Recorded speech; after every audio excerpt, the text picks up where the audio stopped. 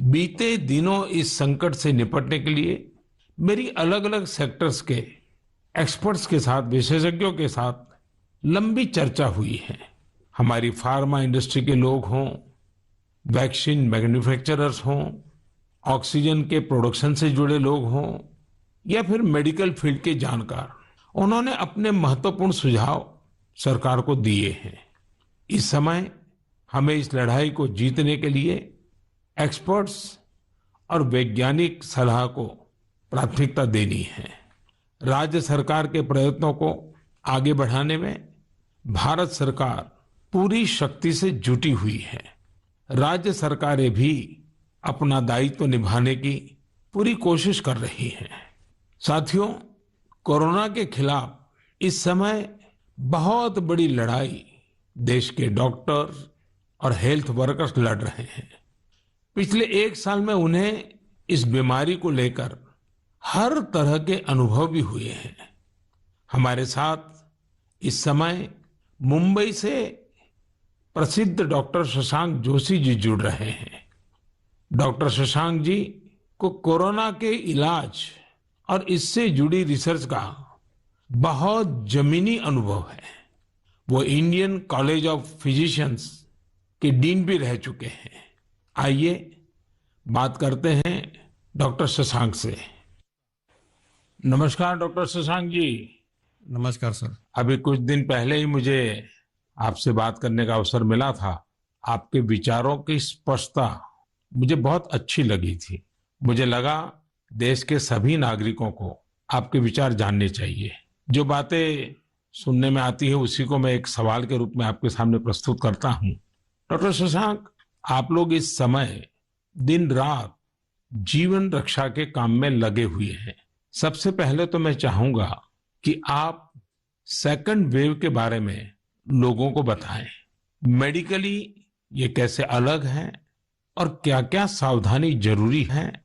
धन्यवाद सर। ये जो दूसरी बाढ़ आई है ये तेजी से आई है, तो जितनी पहली बाढ़ थी उससे ये वायरस ज्यादा तेज चल रहा है। लेकिन अच्छी बात यह है कि उससे ज्यादा रफ्तार से रिकवरी भी है और मृत्यु दर काफी कम है। इसमें 2-3 फर्क है। पहली तो ये युवाओं में और बच्चों में भी थोड़ा दिखाई दे रहा है। उसके जो लक्षण हैं, पहले जैसे लक्षण थे, सांस चढ़ना, सूखा खांसी आना, बुखार आना, ये तो सब है ही, पर उसके साथ थोड़ा गंध जाना, स्वाद चला जाना, ये भी है। और लोग थोड़े भयभीत हुए। भयभीत होने की बिल्कुल जरूरत नहीं है। 80-90% लोगों में इसमें कोई भी लक्षण नहीं दिखाई देते हैं। ये म्यूटेशन जो बोलते हैं, घबराने की बात नहीं है। ये म्यूटेशन होते रहते हैं। जैसे हम कपड़े बदलते हैं वैसे वायरस भी अपना रंग बदल रहा है, और इसलिए बिल्कुल डरने की बात नहीं है। और ये वेव को हम पाल कर देंगे। वेव आती जाती है और ये वायरस आते जाते रहता है। तो ये अलग अलग लक्षण हैं और मेडिकली हमको सतर्क रहना चाहिए।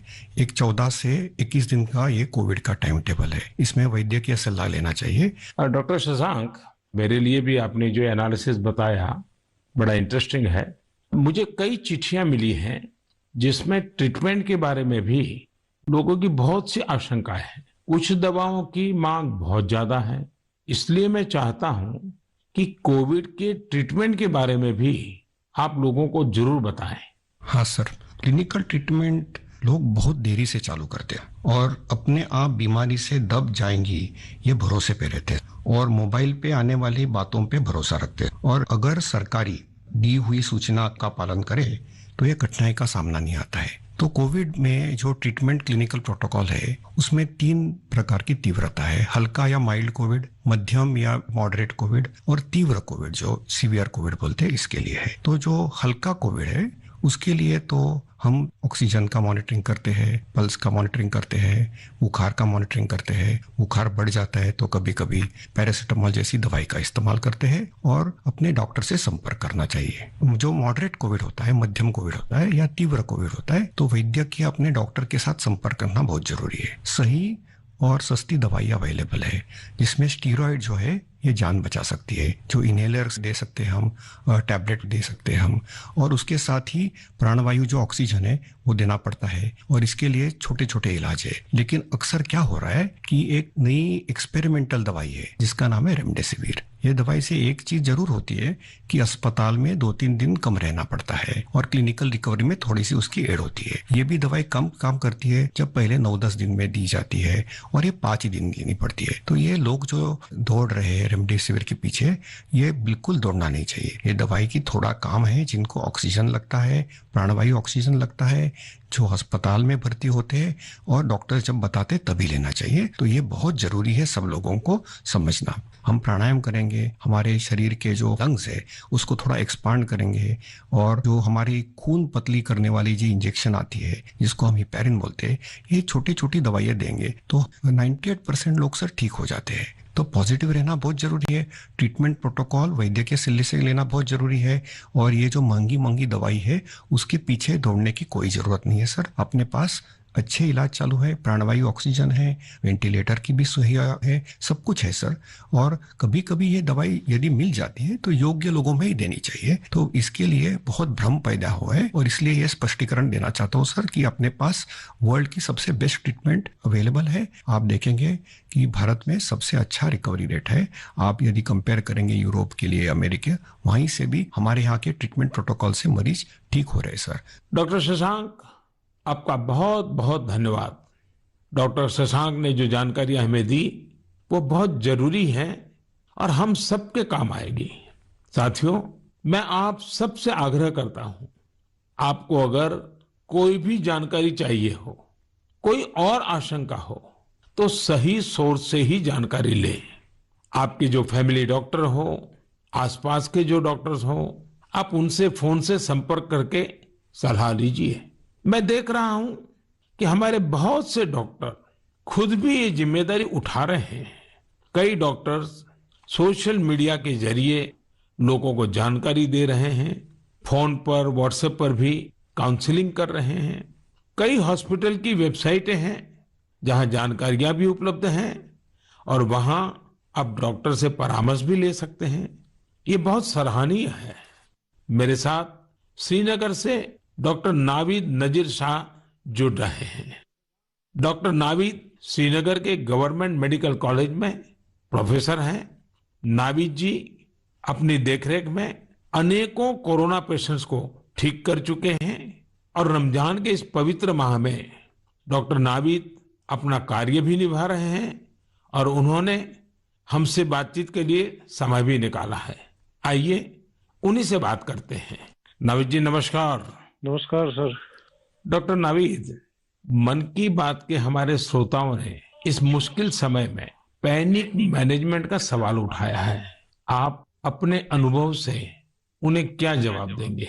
देखिए, जब कोरोना शुरू हुआ तो कश्मीर में जो सबसे पहला हॉस्पिटल डिजिग्नेट हुआ एज कोविड हॉस्पिटल वो हमारा सीडी हॉस्पिटल था, जो मेडिकल कॉलेज के अंडर में आता है। तो उस टाइम एक खौफ का माहौल था, लोगों में तो था ही। वो समझते थे शायद कोविड का इन्फेक्शन किसी को हो जाता है तो एक डेथ सेंटेंस माना जाएगा ये। और ऐसे ही जो हमारे अस्पतालों में डॉक्टर साहिबान या पैरामेडिकल स्टाफ काम करते थे, उनमें भी एक खौफ का माहौल था कि हम इन पेशेंट्स को कैसे फेस करेंगे, हमें इन्फेक्शन होने का खतरा तो नहीं है। लेकिन जो ही टाइम गुजरा, हमने भी देखा कि अगर पूरी तरीके से हम जो प्रोटेक्टिव गियर पहने और एहतियाती तदाबीर जो है उन पे अमल करें तो हम भी सेफ रह सकते हैं, और हमारा जो बाकी स्टाफ है वो भी सेफ रह सकता है। और आगे आगे जब भी हम देखते गए तो ये मरीज, जो कुछ लोग बीमार थे, कुछ एसिम्प्टोमेटिक थे, यानी कि उनमें कोई बीमारी के कोई लक्षण नहीं थे, हमने देखा कि करीब करीब 90-95% से ज्यादा जो मरीज है वो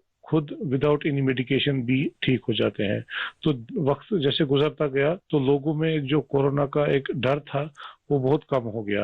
आज की बात जो हम ये सेकंड वेव जो इस टाइम हमारी आई है इस कोरोना में, इस टाइम भी हमें पैनिक होने की जरूरत नहीं है। इस मौके पे भी हम अगर जो प्रोटेक्टिव मेजर्स हैं, जो एसओपीज है, अगर उन पे हम अमल करेंगे, जैसे मास्क पहनना, हैंड सैनिटाइजर का यूज करना, इसके अलावा फिजिकल डिस्टेंस मेंटेन करना या सोशल गैदरिंग्स हम अवॉइड करें, तो हम अपना रोजमर्रा का काम भी बखूबी निभा सकते हैं और इस बीमारी से प्रोटेक्शन भी पा सकते हैं। डॉक्टर नावीद, वैक्सीन को लेकर भी लोगों के कई सारे सवाल हैं, जैसे कि वैक्सीन से कितनी सुरक्षा मिलेगी, वैक्सीन के बाद कितना आश्वस्त रह सकते हैं।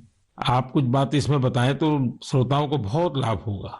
जब कोरोना का इन्फेक्शन सामने आया तब से आज तक हमारे पास अभी कोविड-19 के अगेंस्ट कोई इफेक्टिव ट्रीटमेंट अवेलेबल नहीं है। तो हम इस बीमारी को फाइट दो ही चीजों से कर सकते हैं, एक तो प्रोटेक्टिव मेजर, और हम पहले से ही कह रहे थे कि अगर कोई इफेक्टिव वैक्सीन हमारे पास आए तो वो हमें इस बीमारी से निजात दिला सकता है। और हमारे मुल्क में 2 वैक्सीन इस टाइम अवेलेबल है, कोवैक्सीन है, कोविशील्ड है, जो यहीं पे बना हुआ वैक्सीन है। और कंपनीज भी अपनी जो उन्होंने ट्रायल्स की हैं तो उसमें भी देखा गया है कि इसकी एफिकेसी जो है वो 60% से ज्यादा है।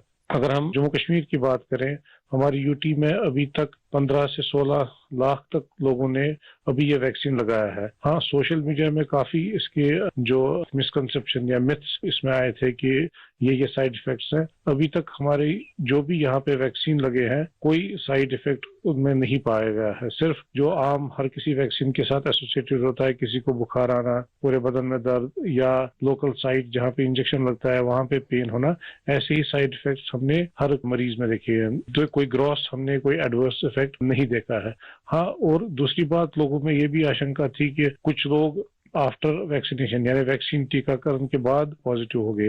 इसमें कंपनी से ही गाइडलाइन है कि उसमें अगर किसी को टीका लगा है उसके बाद उसको इन्फेक्शन हो सकता है, वो पॉजिटिव हो सकता है, लेकिन जो बीमारी की सीवियरिटी है यानी बीमारी की शिद्दत जो है उन मरीजों में उतनी नहीं होगी। यानी कि वो पॉजिटिव हो सकते हैं लेकिन जो बीमारी है वो एक जानलेवा बीमारी उनमें साबित नहीं हो सकती है। इसलिए जो भी ये मिसकंसेप्शंस हैं वैक्सीन के बारे में वो हमें दिमाग से निकालने चाहिए। और जिसकी बारी आई, क्योंकि 1 मई से हमारा पूरे मुल्क में जो भी 18 साल से ज्यादा की उम्र के हैं उनको वैक्सीन लगाने का कार्यक्रम शुरू होगा, तो लोगों से अपील यही करेंगे कि आप आए, वैक्सीन लगवाएं और अपने आप को भी प्रोटेक्ट करें, और ओवरऑल हमारी सोसाइटी और हमारी कम्युनिटी इससे प्रोटेक्ट हो जाएगी कोविड-19 के इन्फेक्शन से। डॉक्टर नावीद, आपका बहुत बहुत धन्यवाद और आपको रमजान के पवित्र महीने की बहुत बहुत शुभकामनाएं।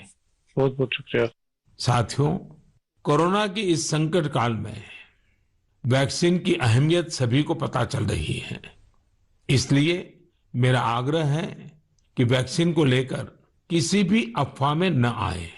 आप सभी को मालूम भी होगा कि भारत सरकार की तरफ से सभी राज्य सरकारों को फ्री वैक्सीन भेजी गई है, जिसका लाभ 45 साल की उम्र के ऊपर के लोग ले सकते हैं। अब तो 1 मई से देश में 18 साल के ऊपर के हर व्यक्ति के लिए वैक्सीन उपलब्ध होने वाली है। अब देश का कॉरपोरेट सेक्टर, कंपनियां भी अपने कर्मचारियों को वैक्सीन लगाने के अभियान में भागीदारी निभा पाएगी। मुझे ये भी कहना है कि भारत सरकार की तरफ से मुफ्त वैक्सीन का जो कार्यक्रम अभी चल रहा है वो आगे भी चलता रहेगा।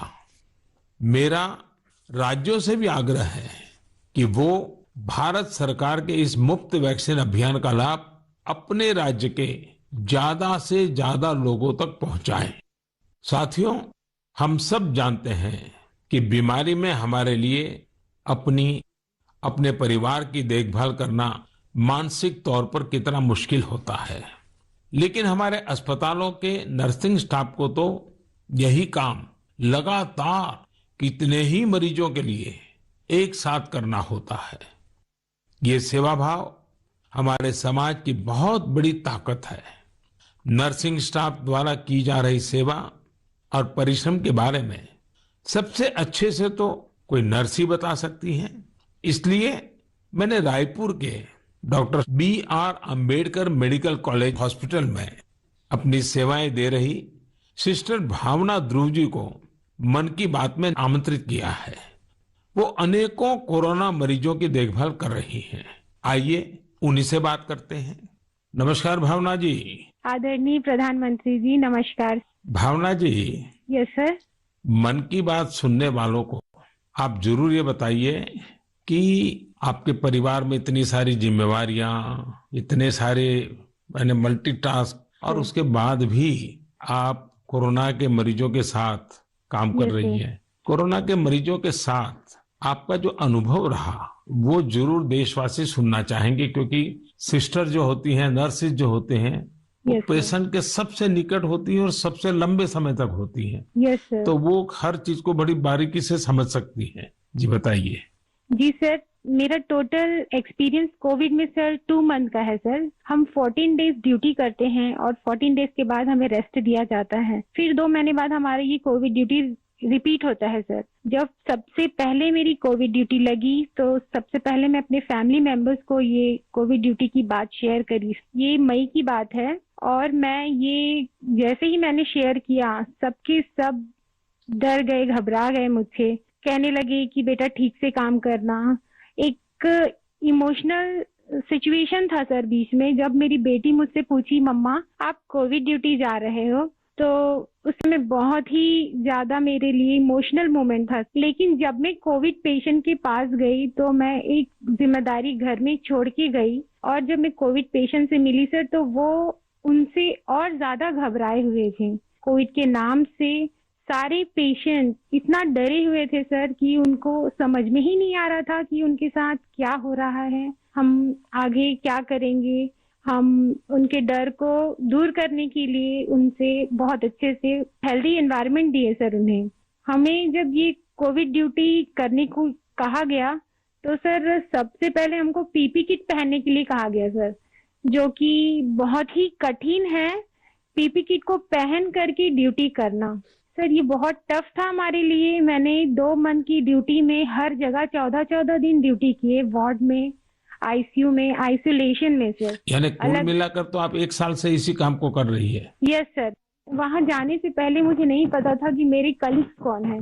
हम एक टीम मेंबर की तरह काम किए सर। उनका जो भी प्रॉब्लम थे उनको शेयर किए, हम जाने पेशेंट के बारे में और उनका स्टिग्मा दूर किया सर। कई लोग ऐसे थे सर कि जो कोविड के नाम से ही डरते थे, वो सारे सिम्टम्स उनमें आते थे जब हम हिस्ट्री लेते थे उनसे, लेकिन वो डर के कारण वो अपना टेस्ट नहीं करवा पाते थे। तो हम उनको समझाते थे, और सर जब सीवियरिटी बढ़ जाती थी तब उनका लंग्स ऑलरेडी इन्फेक्टेड हो चुका रहता था, तब उनको आईसीयू की जरूरत रहती थी, तब वो आते थे और साथ में उनकी पूरी फैमिली आती थी। तो ऐसा 1-2 केस हमने देखा सर। और ऐसा भी नहीं कि हर एक एज ग्रुप के साथ काम किया सर हमने, जिसमें छोटे बच्चे थे, महिला, पुरुष, बुजुर्ग, सारे तरह के पेशेंट थे सर। उन सबसे हमने बात करी तो सबने कहा कि हम डर की वजह से नहीं आ पाए। सबका यही हमें आंसर मिला सर। तो हम उनको समझाएं सर कि डर कुछ नहीं होता है, आप हमारा साथ दीजिए, हम आपका साथ देंगे, बस आप जो भी प्रोटोकॉल्स है उसे फॉलो कीजिए। बस हम इतना उनसे कर पाए सर। भावना जी, मुझे बहुत अच्छा लगा आपसे बात कर करके। आपने काफी अच्छी जानकारियां दी हैं, अपने स्वयं के अनुभव से दी हैं। तो जरूर देशवासियों को इससे एक पॉजिटिविटी का मैसेज जाएगा। आपका बहुत बहुत धन्यवाद Bhavna ji. Thank you so much sir. Thank you so much. Jai Hind sir. जय हिंद। भावना जी और नर्सिंग स्टाफ के आप जैसे हजारों लाखों भाई बहन बखूबी अपना कर्तव्य निभा रहे हैं। ये हम सभी के लिए बहुत बड़ी प्रेरणा है। आप अपने स्वास्थ्य पर भी खूब ध्यान दीजिए, अपने परिवार का भी ध्यान रखिए। साथियों, हमारे साथ इस समय बेंगलुरु से सिस्टर सुरेखा जी भी जुड़ी हुई है। सुरेखा जी केसी जनरल हॉस्पिटल में सीनियर नर्सिंग ऑफिसर है। आइए उनके अनुभव भी जानते हैं। नमस्ते Surekha ji. I am really proud and honored, sir, to speak to Prime Minister of our country. Surekha ji, you along with all fellow nurses and hospital staff are doing excellent work. India is thankful to you all. What is your message for the citizens in this fight against COVID-19? Yes, sir. Being a responsible citizens, I would really like to tell something like, please be humble to your neighbors, and early testing and proper tracking help us to reduce the mortality rate. And moreover, please, if you find any symptoms, isolate yourself and consult nearby doctors and get treated as early as possible. So community need to know awareness about this disease and be positive. Don't be panic and don't be stressed out. It worsen the condition of the patient. We are thankful to our government, proud to have a vaccine also. I'm already vaccinated. With my own experience, I wanted to tell the citizens of India, no vaccines provides 100% protections immediately. It takes time to build a immunity. Please don't be scared to get vaccinated. Please vaccinate yourself. There is a minimal side effects, and I want to deliver the message like stay at home, stay healthy, avoid contact with the people who are sick, and avoid touching the nose, eyes and mouth unnecessarily. Please practice physical distancing, wear mask properly, wash your hands regularly, and home remedies you can practice in the house. Please drink Ayurvedic kada, take steam inhalation and mouth gargling every day, and breathing exercise so you can do it. And one more thing, last and not least, please have a sympathy towards frontline workers and professionals. We need your support and cooperation. We will fight together. We will get through with the pandemic. This is what my message to the people, sir. Thank you Surekha ji. Thank you, sir. Surekha ji, वाकई आप बहुत कठिन समय में मोर्चा संभाले हुए हैं। आप अपना ध्यान रखिए। आपके परिवार को भी मेरी बहुत बहुत शुभकामनाएं हैं। मैं देश के लोगों से भी आग्रह करूंगा कि जैसा भावना जी, सुरेखा जी ने अपने अनुभव से बताया है, कोरोना से लड़ने के लिए पॉजिटिव स्पिरिट बहुत ज्यादा जरूरी है और देशवासियों को इसे बनाए रखना है। साथियों, डॉक्टर्स और नर्सिंग स्टाफ के साथ साथ इस समय लैब टेक्नीशियंस और एम्बुलेंस ड्राइवर्स जैसे फ्रंटलाइन वर्कर्स भी भगवान की तरह ही काम कर रहे हैं। जब कोई एम्बुलेंस किसी मरीज तक पहुंचती है तो उन्हें एम्बुलेंस ड्राइवर देवदूत जैसा ही लगता है। इन सब की सेवाओं के बारे में, इनके अनुभव के बारे में देश को जरूर जानना चाहिए। मेरे साथ अभी ऐसे ही एक सज्जन है, श्रीमान प्रेम वर्मा जी, जो कि एक एम्बुलेंस ड्राइवर है। जैसा कि इनके नाम से ही पता चलता है, प्रेम वर्मा जी अपने काम को, अपने कर्तव्य को पूरे प्रेम और लगन से करते हैं। आइए उनसे बात करते हैं। नमस्ते प्रेम जी। नमस्ते सर जी। भाई प्रेम। हाँ जी सर। आप अपने कार्य के बारे में हाँ जी जरा विस्तार से बताइए। आपका जो अनुभव है वो भी बताइए। मैं गेट्स एम्बुलेंस में ड्राइवर की पोस्ट पे हूँ। हाँ। और जैसे ही कंट्रोल हमें एक टैब पे कॉल देता है, 102 से जो कॉल आती है, हम मूव करते हैं पेशेंट के पास। हम पेशेंट को जाते हैं उनके पास। तो 2 साल से हम कंटिन्यू कर रहे हैं काम। अपना किट पहन के, ग्लव्स, मास्क पहन के पेशेंट को जहाँ वो ड्रॉप करने के लिए कहते हैं, जो भी हॉस्पिटल में, हम जल्दी से जल्दी उनको ड्रॉप करते हैं। आपको तो वैक्सीन की दोनों डोज लग गई होगी। बिल्कुल सर। तो दूसरे लोगों को वैक्सीन लगवाएं, इसके लिए आपका क्या संदेश है? सर बिल्कुल, सभी को ये डोज लगवानी चाहिए और अच्छी ही है फैमिली के लिए भी। अब मुझे मेरी मम्मी कहती है ये नौकरी छोड़ दो। मैंने बोला मम्मी, अगर मैं भी नौकरी छोड़ के बैठ जाऊंगा तो सब और पेशेंट को कैसे कौन छोड़ने जाएगा, क्योंकि सब इस कोरोना काल में सब भाग रहे हैं, सब नौकरी छोड़ छोड़ के जा रहे हैं। मम्मी भी मुझे बोलती है कि बेटा ये नौकरी छोड़ दे। मैंने बोला नहीं मम्मी, मैं नौकरी नहीं छोड़ूंगा। प्रेम जी, माँ को दुखी मत करना, नहीं माँ सर, को समझाना। हाँ जी। लेकिन ये जो आपने माँ वाली बात बताई ना, हाँ जी, ये बहुत ही छूने वाली है। आपकी माता जी को भी हाँ जी मेरा प्रणाम कहिएगा। बिल्कुल। हाँ। हाँ जी। और प्रेम जी, मैं आपके माध्यम से हाँ जी, ये एम्बुलेंस चलाने वाले हमारे ड्राइवर भी हाँ जी, कितना बड़ा रिस्क लेकर के काम कर रहे हैं, हाँ जी, और हर एक की माँ क्या सोचती है, बिल्कुल सर। ये बात जब श्रोताओं तक पहुंचेगी, हाँ जी, मैं जरूर मानता हूँ कि उनको भी दिल को छू जाएगी। हाँ जी। प्रेम जी, बहुत बहुत धन्यवाद। आप एक प्रकार से प्रेम की गंगा बहा रहे हैं। धन्यवाद सर जी। धन्यवाद भैया। धन्यवाद। साथियों, प्रेम वर्मा जी और इन जैसे हजारों लोग आज अपना जीवन दांव पर लगाकर लोगों की सेवा कर रहे हैं। कोरोना के खिलाफ इस लड़ाई में जितने भी जीवन बच रहे हैं, उसमें एम्बुलेंस ड्राइवर्स का भी बहुत बड़ा योगदान है। प्रेम जी, आपको और देश भर में आपके सभी साथियों को मैं बहुत बहुत साधुवाद देता हूं। आप समय पर पहुंचते रहिए, जीवन बचाते रहिए। मेरे प्यारे देशवासियों, ये सही है कि कोरोना से बहुत लोग संक्रमित हो रहे हैं, लेकिन कोरोना से ठीक होने वाले लोगों की संख्या भी उतनी ही ज्यादा है। गुरुग्राम की प्रीति चतुर्वेदी जी ने भी हाल ही में कोरोना को हराया है। प्रीति जी मन की बात में हमारे साथ जुड़ रही हैं। उनके अनुभव हम सबके काफी काम आएंगे। प्रीति जी नमस्ते। नमस्ते सर, कैसे हैं आप? मैं ठीक हूं जी। सबसे पहले तो मैं आपकी कोविड-19 से जी सफलतापूर्वक लड़ने के लिए जी, सराहना करूंगा।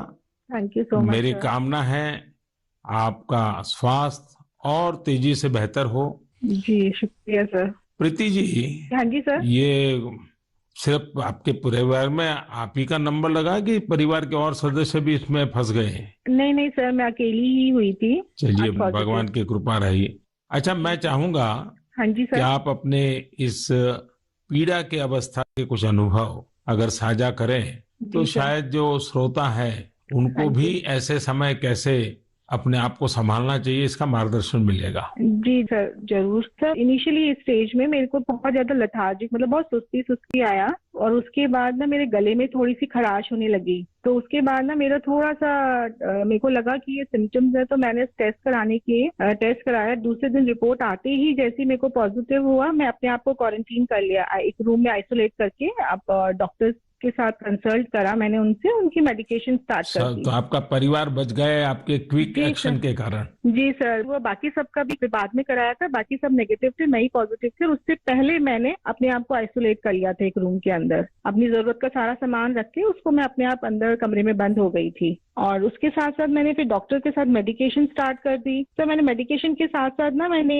योगा, आयुर्वेदिक, और साथ में मैंने ना काढ़ा भी लेना शुरू कर दिया था अपनी इम्यूनिटी बूस्ट करने के लिए। और सर मैं दिन में मतलब जब भी अपना भोजन वगैरह लेती थी, उससे मैंने हेल्दी फूड जो कि प्रोटीन रिच डाइट थी वो लिया। मैंने बहुत सारा फ्लूइड लिया, मैंने स्टीम लिया, गार्गल किया और हॉट वाटर लिया। मैंने दिन भर मैं इन सब चीजों को ही अपने उस जीवन में लेती आई डेली। और सर इन दिनों में ना सबसे बड़ी बात मैं बोलना चाहूंगी कि घबराना तो बिल्कुल नहीं है, बहुत मेंटली स्ट्रांग करना, जिसके लिए मेरे को ना योगा ने बहुत ज्यादा, ब्रीदिंग एक्सरसाइज करती थी ना, उससे मुझे अच्छा लगता था उसको करने से मुझे। अच्छा प्रीति जी, जब अब आपका प्रोसेस पूरा हो गया, आप संकट से बाहर निकल आई, हाँ अब जी। आपका टेस्ट भी नेगेटिव आ गया है, हाँ जी तो सर। फिर आप अपने स्वास्थ्य के लिए, जी इसके सर। देखभाल के लिए अभी क्या कर रही है? सर मैंने एक तो योगा बंद नहीं किया है, ठीक है। मैंने काढ़ा अभी भी ले रही हूँ, और अपनी ना इम्यूनिटी बूस्ट रखने के लिए मैं अच्छा हेल्दी फूड खा रही हूँ अभी, जो कि मैं बहुत अपने आप को नेग्लेक्ट कर लेती थी, उस पर बहुत ध्यान दे रही हूँ मैं। धन्यवाद Preeti ji. Thank you so much sir. आपने जो जानकारी दी, मुझे लगता है ये बहुत सारे लोगों के काम आएगी। आप स्वस्थ रहें, आपके परिवार के लोग स्वस्थ रहें, मेरी आपको बहुत बहुत शुभकामनाएं। मेरे प्यारे देशवासियों, जैसे आज हमारे मेडिकल फील्ड के लोग, फ्रंटलाइन वर्कर्स दिन रात सेवा कार्यों में लगे हैं, वैसे ही समाज के अन्य लोग भी इस समय पीछे नहीं है। देश एक बार फिर एकजुट होकर कोरोना के खिलाफ लड़ाई लड़ रहा है। इन दिनों मैं देख रहा हूं, कोई क्वारंटाइन में रह रहे परिवारों के लिए दवा पहुंचा रहा है, कोई सब्जियां, दूध, फल आदि पहुंचा रहा है, कोई एम्बुलेंस की मुफ्त सेवाएं मरीजों को दे रहा है। देश के अलग अलग कोने में इस चुनौतीपूर्ण समय में भी स्वयंसेवी संगठन आगे आकर दूसरों की मदद के लिए जो भी कर सकते हैं वो करने का प्रयास कर रहे हैं। इस बार गांवों में भी नई जागरूकता देखी जा रही है। कोविड नियमों का सख्ती से पालन करते हुए लोग अपने गांव की कोरोना से रक्षा कर रहे हैं। जो लोग बाहर से आ रहे हैं उनके लिए सही व्यवस्थाएं भी बनाई जा रही हैं। शहरों में भी कई नौजवान सामने आए हैं जो अपने क्षेत्र में कोरोना के केस न बढ़े, इसके लिए स्थानीय निवासियों के साथ मिलकर प्रयास कर रहे हैं। यानी एक तरफ देश दिन रात अस्पतालों, वेंटिलेटर्स और दवाइयों के लिए काम कर रहा है, तो दूसरी ओर देशवासी भी जी जान से कोरोना की चुनौती का मुकाबला कर रहे हैं। ये भावना हमें कितनी ताकत देती है, कितना विश्वास देती है। ये जो भी प्रयास हो रहे हैं समाज की बहुत बड़ी सेवा है। ये समाज की शक्ति बढ़ाते हैं। मेरे प्यारे देशवासियों, आज मन की बात की पूरी चर्चा को हमने कोरोना महामारी पर ही रखा, क्योंकि आज हमारी सबसे बड़ी प्राथमिकता है इस बीमारी को हराना। आज भगवान महावीर जयंती भी है। इस अवसर पर मैं सभी देशवासियों को शुभकामनाएं देता हूं।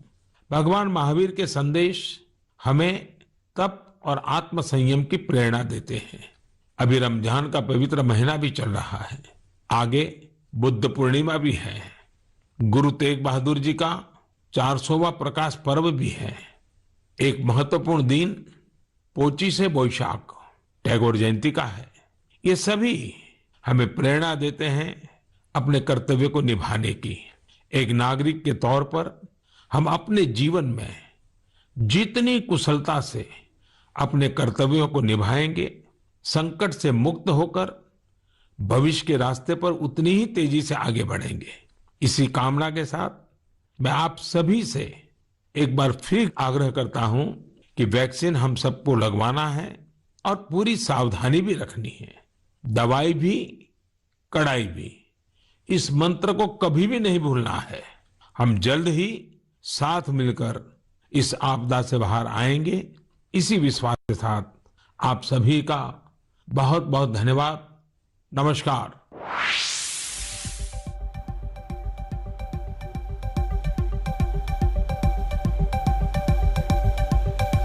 प्रधानमंत्री नरेंद्र मोदी के मन की बात। राज्य सरकारें भी दायित्व निभाएं, अपना निभाने में जुटी हुई हैं। राज्य सरकारें दायित्व और कोरोना के समय में धैर्य बनाए रखें। लोगों ने असमय अपनों को खोया है, इसका भी जिक्र प्रधानमंत्री ने किया। कोरोना ने देश को झकझोर कर रख दिया है, प्रधानमंत्री ने इसका जिक्र भी किया।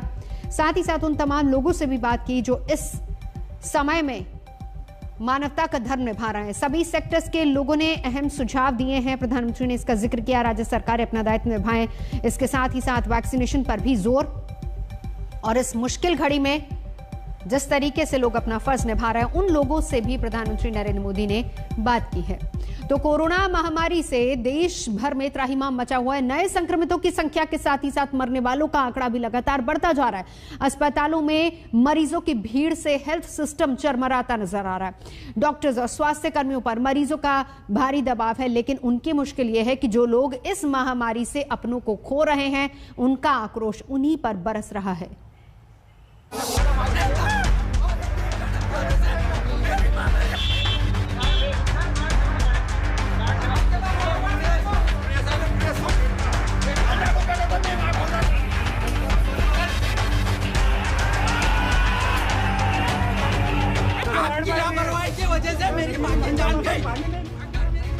अपनी आंखों के आगे जब मां ने दम तोड़ दिया तो इस युवक के सब्र का बांध टूट गया।